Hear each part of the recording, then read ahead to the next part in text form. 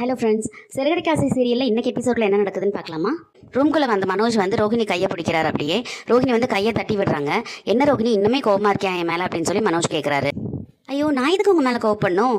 Wife ஆசைப்படுறதையெல்லாம் வாங்கி கொடுக்குறீங்க, செய்கிறீங்க, என்னை மகாராணி மாதிரி வச்சு தாங்குறீங்க. நான் எப்படி உங்கள் மேலே கோவப்படுவேன்? ரொம்ப பெருமையாக இருக்கு உங்களை நினச்சி அப்படின்னு சொல்லி சொல்கிறாங்க ரோஹிணி. என்ன ரோஹிணி கிண்டல் பண்ணுறியா அப்படின்னு சொல்லி மனோஜ் கேட்குறாரு. பின்ன ஒரு அவசரத்துக்காக கேட்டேன், ஆனால் கொடுக்க முடியாதுன்னு சொல்லிட்டீங்கல்ல. இப்போல்லாம் யாரையுமே நம்ப முடியறதில்ல ரோஹிணி, அதனால தான் நான் சொன்னேன் அப்படின்னு சொல்லி மனோஜ் சொல்கிறாரு. அப்போ அந்த ஜீவாக்கு மட்டும் 27 லட்சத்தை எப்படி தூக்கி கொடுத்தீங்க மனோஜ் அப்படின்னு சொல்லி ரோஹிணி கேட்குறாங்க. என்ன ரோஹிணி, சும்மா நீ ஜீவா பேரையே சொல்லி என்ன இது பண்ணிக்கிட்டு இருக்க? நானே அதை மறந்துட்டேன், அதை பற்றி பேச வேண்டாம்னு நினைக்கிறேன். நீ எதுக்கு சும்மா அதையே பேசிகிட்டு இருக்க அப்படின்னு சொல்லி மனோஜ் கேட்குறாரு. இல்லை, ஜீவாவை நம்பி நீங்கள் கொடுத்தீங்க பணத்தை, அப்போ என் மேலே நம்பிக்கை இல்லையா உங்களுக்கு அப்படின்னு சொல்லி ரோஹிணி கேட்குறாங்க. இல்லை ரோஹிணி, நான் அதுக்காக சொல்ல, உனக்குன்னா நான் கொடுத்துருப்பேன். உன் ஃப்ரெண்டுக்குன்னு சொன்னதுனால தான் நான் கொடுக்க மாட்டேன்னு சொல்லி சொன்னேன். உன் மேலே நம்பிக்கை இல்லாமல் இல்லை. இந்த உலகத்திலே நான் 2 பேரை மட்டும்தான் உண்மையாக நம்புறேன். அது எங்கள் அம்மாவும் நீ மட்டும்தான் அப்படின்னு சொல்லி மனோஜ் சொல்கிறாரு. சரி விடுங்க மனோஜ், உங்களுக்கு இஷ்டம் இல்லாமல் நீங்கள் பணம் கொடுக்க வேண்டாம். எனக்கு அந்த பணம் வேண்டாம், என் ஃப்ரெண்டு கிட்ட ஏதாவது சொல்லி நான் சமாளிச்சுக்கிறேன் அப்படின்னு சொல்லி ரோஹிணி சொல்கிறாங்க. இல்லை ரோஹிணி, உனக்காக நான் அந்த பணம் கொடுக்குறேன். ஆனால் அதில் ஒரு கண்டிஷன். நம்ம சும்மா கொடுத்தோன்னா பணத்தை திருப்பி தரணும் அப்படிங்கிற பொறுப்பு அவங்களுக்கு இருக்காது. அதனால் நான் வட்டியோடு கொடுக்கலான்னு இருக்கேன். 100க்கு 3 ரூபாய் வட்டியில் நான் பணம் கொடுக்குறேன். நான் 1 லட்ச ரூபா கொடுத்தேன்னா நீ அவங்க கிட்ட இருந்து மாதம் 3000 ரூபா வாங்கி கொடுத்துரு அப்படின்னு சொல்லி சொல்கிறாங்க.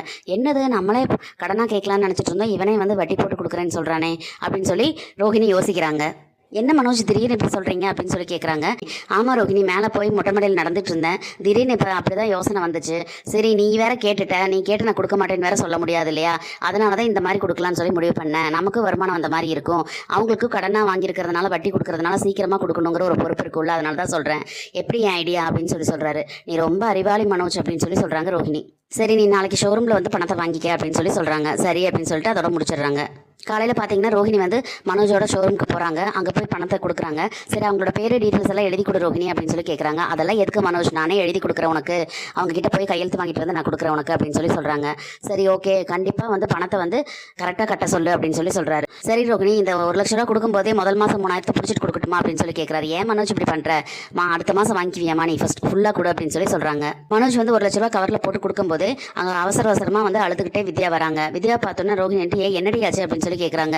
ஏன்டி இப்படி அழுதுட்டு இருக்க அப்படிங்கும்போது, இல்லடி இல்லை, எங்கள் அம்மாவுக்கு வந்து உடம்பு சரியில்லடி, அவங்கள ஹாஸ்பிட்டலில் சேர்த்துருக்கோம், அவங்களுக்கு வந்து மூளையில் கட்டி இருக்குன்னு சொல்லிட்டாங்க, சின்னதாக ஒரு சர்ஜரி மாதிரி பண்ணணும்னு சொல்கிறாங்க, என்கிட்ட கொஞ்சம் தான் காசு இருக்குது, எனக்கு உன்னால் முடிஞ்ச ஒரு 75,000 ரூபாய் கொடுக்க முடியுமாடி அப்படின்னு சொல்லி கேட்குறாங்க. என்னடி சொல்கிற, என்கிட்டயே பணம் இல்லை அப்படின்னு சொல்லி அவங்க பேசிகிட்டு இருக்கும்போதே மனோஜ் இருந்துட்டு இதெல்லாம் கேட்டுட்டு ரோஹிணி இங்கே வா அப்படின்னு சொல்லி சொல்கிறாரு. என்ன மனோஜ் அப்படின்னு சொல்லும்போது, உன் ஃப்ரெண்டு தானே வித்யா, அவங்களுக்கு நான் பணம் கொடுக்குறேன், உன் ஃப்ரெண்டுக்கு கொடுக்காம எப்படி இருக்க முடியும் அப்படின்னு சொல்லி சொல்கிறாரு. என்ன மனோஜ் சொல்கிறீங்க அப்படிங்கும்போது, ஆமாம் ரோஹிணி, இப்போ உன் ஃப்ரெண்டுக்காக 1 லட்ச ரூபா கொடுக்குறேன்ல, அதே மாதிரி இவங்க அம்மாவுக்கு கொடுக்கலாம், ஏன்னா ஆப்ரேஷன் பண்ணுறதுக்கு தானே கேட்குறாங்க, அதனால் நான் வித்யாவுக்கு கொடுக்குறேன், அதே மாதிரி வட்டி போட்டு கொடுத்துடலாம், நமக்கு வருமானம் வரும்ல அப்படின்னு சொல்லி சொல்கிறாரு. இதுதான் சான்ஸ்ன்னு சொல்லிட்டு சரி அப்படின்னு சொல்லிட்டு பணத்தை வாங்கிட்டு 2 பேரும் போயிடுறாங்க. வெளியே போய் கொஞ்சம் தூரம் கழிச்சு 2 பேரும் வண்டியை நிறுத்திட்டு பேசிகிட்டு இருக்காங்க. அப்போ வந்து ரோஹிணி சொல்கிறாங்க, எப்படியும் நான் சொன்ன மாதிரியே ஆக்டிங் பண்ணிட்டு, ஆனால் நான் சொன்னதை விடவே சூப்பராக ஆக்டிங் பண்ணி வந்து பணத்தை வாங்கிட்டு அப்படின்னு சொல்லி சிரிக்கிறாங்க. அப்புறம் தான் தெரியுது இவங்க 2 பேர் போட்ட திட்டம் தான் இதுன்னு சொல்லிட்டு. இந்த 1 லட்ச ரூபா வாங்கினது வந்து வீட்டுக்கு அட்வான்ஸ் கொடுக்கறதுக்காகவும், வித்யாவை விட்டு ஆக்டிங் பண்ண சொன்னது எதுக்குன்னா அந்த 75,000 ரூபா பையனோட ஸ்கூல் ஃபீஸ் கட்டுறதுக்காகவும் அப்படிங்கிறது தெரிய வருது. நைட்டு ஃபுல்லாக நீ சொல்லிக் கொடுத்த மாதிரி ஆக்டிங் பண்ணி பழகிட்டு தாண்டி நான் வந்து மனோஜ் கிட்ட பேசினேன் அப்படின்னு சொல்லி வித்யா சொல்கிறாங்க. நான் சொல்லிக் கொடுத்ததை விடவே பெட்டராகவே நீ பெர்ஃபார்மன்ஸ் பண்ணனடி அப்படின்னு சொல்லிட்டு ரோஹிணி சொல்கிறாங்க. சரிடி, இப்படியே எத்தனை நாளைக்கிட்ட மனோஜ் கிட்ட போய் சொல்லிட்டு இருக்க போகிறேன், அந்த இலச்சவாயனும் உனக்கு இப்படி பணம் கொடுத்துட்ருக்கான் அப்படின்னு சொல்லி சொல்லும்போது, என்னடி மனோஜ் இப்படியெல்லாம் பேசுகிற, அவன் நல்லவன், உங்கள் அம்மாவுக்கு உடம்பு சரியில்லை நீ சொன்னவொன்னே எப்படி நம்ம எதிர்பார்க்காமே அவன் கொடுத்தானல்ல, அதுக்கு போய் இப்படி சொல்கிறியடி அப்படின்னு சொல்லும்போது, என்ன இருந்தாலும் நீ இந்த மாதிரி பண்ணிட்டு இருக்கியடி அப்படின்னு சொல்லி வித்யா சொல்கிறாங்க. இல்லடி, எனக்காவது ஒரு நாள் வந்து மனோஜ் கிட்ட நான் எல்லா உண்மையும் சொல்லிடுவேன் அப்படின்னு சொல்லும்போது, அந்த ஒரு நாள் எப்போன்னு எனக்கு சொல்லுடி அப்படின்னு சொல்லி கிண்டல் பண்ணுறாங்க வித்யா. உனக்கு என்னை பார்த்து அப்படி இருக்காடி அப்படின்னு சொல்லி கேட்குறாங்க ரோஹிணி. இல்லடி, எத்தனை நாளைக்கு இந்த மாதிரி பண்ணிக்கிட்டு இருப்பேன், எப்போவாது மாட்டிக்கிட்டா நீ என்னடி பண்ணுவேன் அப்படிங்கும்போது, அதெல்லாம் நடக்காதுடி, நான் என் வாழ்க்கையை தக்க வச்சுக்கிறதுக்கு என்ன பண்ணணுமோ நான் பண்ணிடுவேன், கண்டிப்பாக மனோஜ் கிட்ட உண்மையெல்லாம் சொல்லிடுவேன் அப்படின்னு சொல்லி சொல்கிறாங்க.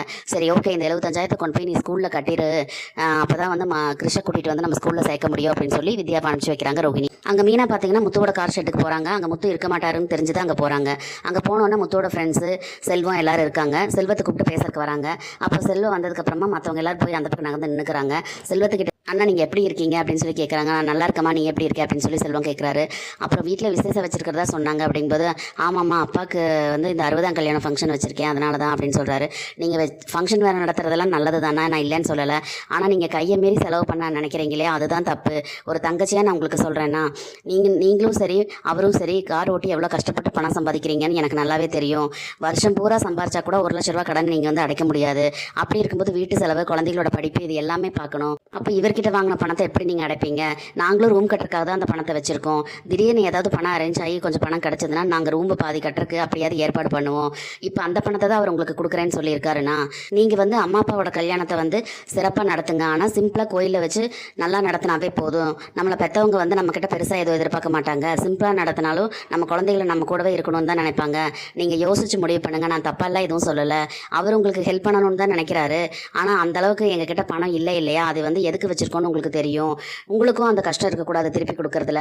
அதனால தான் நான் உங்களுக்கு சொல்கிறேன், நீங்கள் புரிஞ்சுக்குவீங்கன்னு நினைக்கிறேன் அப்படின்னு சொல்லி சொல்கிறாங்க. சரிம்மா அப்படின்னு சொல்லி செல்வம் சொல்லிடுறாரு. கொஞ்ச நேரத்தில் முத்து ஷெட்டுக்கு வராரு. டே செல்வம் இங்கே வாடா அப்படின்னு சொல்லி கூப்பிட்டுட்டு, டே இந்தாடா சாப்பாட்டுக்கு போய் அட்வான்ஸ் எல்லாம் கொடுத்துட்டு நான் 1,00,000 ரெடி பண்ணிட்டேன் இந்தா அப்படின்னு சொல்லி சொல்கிறாரு. உடனே செல்வம் இருந்துட்டு, இல்லைடா எனக்கு இந்த பணம் வேண்டாம் அப்படின்னு சொல்லி சொல்கிறாரு. என்னடா சொல்கிற உளர்ற அப்படின்னு சொல்லி முத்து கேட்குறாரு. இல்லைடா நான் அந்த ஃபங்க்ஷனை வந்து நிப்பாட்டிட்டேன், பெருசாக பண்ண வேண்டாம்னு முடிவு பண்ணிட்டேன் அப்படின்னு சொல்லி சொல்கிறாரு. டே உனக்கு எனக்கு இருக்கா பிடிச்சிருக்கு, எல்லா ஏற்பாடு பண்ணிக்கிட்டு இருக்கேன்னு சொன்னேன், சாப்பாடுக்காக தான் அட்வான்ஸ் எல்லாம் கொடுக்கணும்னு சொன்னேன் இல்லைடா, அதனால தான் அவசரமாக ரெடி பண்ணிட்டு வந்தேன் இந்த புடி அப்படின்னு சொல்லி சொல்கிறாரு. டே அதுக்கு இல்லைடா, பெருசாக பண்ணனா அப்புறம் என் கையை கடிக்கும், அப்புறம் என்னால் அந்த கடனை உனக்கு கொடுக்கும்போது எனக்கு ரொம்ப பிரச்சனை வரும், அப்புறம் எனக்கும் சிரமம் உனக்கும் சிரமம், உனக்கு தங்கச்சிக்கு நகை எடுக்கணும், நீ ரூம் கட்டணும், இந்த செலவெல்லாம் இருக்குல்லடா, அதனால தான் சொல்கிறேன் இதை வச்சுக்கோ, நீங்கள் நான் வந்து சிம்பிளாக வந்து கோயிலே பண்ணிக்கலான்னு முடிவு பண்ணிட்டேன் அப்படின்னு சொல்லி செல்வம் சொல்கிறாரு. என்னடா நீ சொல்லிட்டு இருக்க அப்படின்னு சொல்லும்போது, ஆமாடா எதுக்குடா தண்ட செலவு அப்படின்னு சொல்லி செல்வம் சொல்கிறாரு. உடனே என்னது தண்ட செலவா, டே என்னடா ஒரு மாதிரி பேசுகிற அப்படின்னு சொல்லிட்டு கூட இருக்கிற ஃப்ரெண்ட்ஸையே எல்லாரும் பார்க்குறாங்க. ஏதோ நடந்திருக்குன்னு சொல்லிட்டு, டே என்ன சொல்லுடா அப்படின்னு சொல்லும்போது, இல்லைடா நான் சொல்கிறத புரிஞ்சுக்கோ, நான் வந்து ஃபங்க்ஷனை நிப்பாட்டிட்டேன், நான் கோயிலே வீட்டு பக்கத்தில் பண்ணிக்கலாம்னு சொல்லி முடிவு பண்ணிட்டேன் அப்படின்னு சொல்லி செல்வம் சொல்கிறாரு. உடனே முத்து வந்துட்டு, நீ பேசுகிற விதமே சரியில்லையடா, ஏதோ நடந்திருக்கு, என்ன நடந்தது சொல்லுடா அப்படின்னு சொல்லி கேட்குறாரு. இதோட இன்னைக்கு எபிசோட் முடியுது. கண்டிப்பாக மீனா வந்து செல்வத்துக்கிட்ட பேசியிருப்பாங்கன்னு சொல்லி முத்து கெஸ் பண்ணியிருப்பார். மீனா கிட்ட போய் முத்து சண்டை போடுவாரா, இல்லை மீனா சொல்கிறத புரிஞ்சுக்கிட்டு நடந்துக்குவாரா அப்படின்னு சொல்லிட்டு நம்ம பொறுத்திருந்து பார்க்கலாம். நம்ம வீடியோ பிடிச்சிருந்தா லைக் பண்ணி சப்ஸ்கிரைப் பண்ணுங்கள் ஃப்ரெண்ட்ஸ். தேங்க்யூ.